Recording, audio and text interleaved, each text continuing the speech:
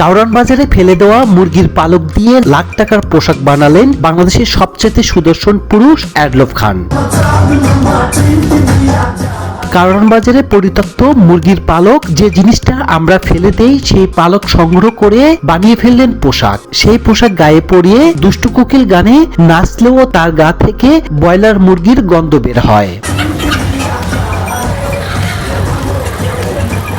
Adolf খান বলেন, প্রথমে আমি মুরগির পালক সংগ্রহ করতে কারওয়ান বাজারে যাই। সেখান থেকে ভালো পালকগুলো বাছাই করে বাসায় এনে ধুয়ে পোশাকের সাথে সেলাই করি। এরপরে পারফিউম দেই। এই পোশাক বানাতে খরচ হয়েছে লাখ টাকার উপরে। এই পোশাক পরার একটা সুবিধা আছে, কারণ এখন শীতকাল, শরীরটা অনেক গরম থাকে। খেতে ছাগল বন্দি, জলে বন্দি মাছ।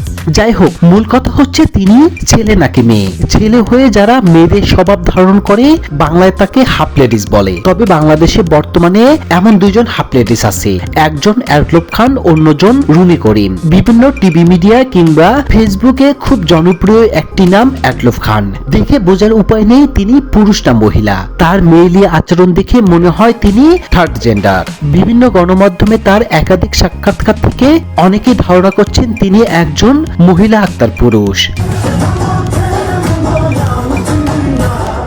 সেই মুরগির পালক পরা পোশাক পরে মঞ্চে ওঠেন দুষ্টু কোকিল গানের ডান্স করে পুরো শো গরম করে দিয়েছে। কড়া মেকআপ, ঝকঝকে মুরগির পালকের পোশাক, মুরগির মতো কনফিডেন্স লেভেল, ভুলভাল কপি করা ডান্স স্টেপে সুদর্শন পুরুষ হাজির। অ্যাডলফ খানের ভক্তরা তো মনে করেছেন যে বলিউডের নোরা ফাতিয়া ডান্স করছেন, আর সেই ডান্স দেখে নারী ভক্তরা তার আশেপাশে ঘিরে ধরে সেলফি তোলেন। একজন ভক্ত তো আবেগ ধরতে না পেরে জড়িয়ে ধরে কেঁদে ফেললেন। যেখানে অন্যরা হাসাহাসি করে, সেখানে অ্যাডলফ খান প্রমাণ করলেন মেয়েলি রূপে পুরুষত্ব।